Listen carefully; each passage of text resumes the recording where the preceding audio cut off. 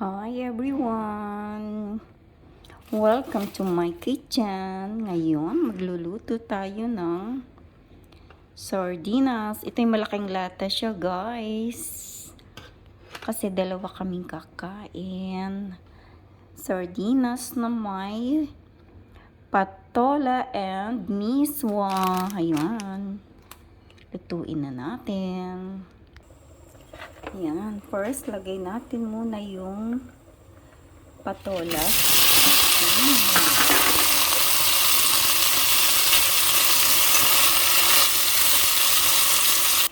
Lagyan natin ng konting salt, konting sugar, halu-haluin. Yan, inuna ko munang igisa yung patola, guys. Kasi yung sardinas naman is madali lang naman siyang maluto, diba? Tsaka ayokong madurog siya kapag nag-over siya, kulo. Kaya yung patola muna. Then, after that, lalagay natin yung ating miswa. Lagay na natin yung ating miswa. Ayan, it's done.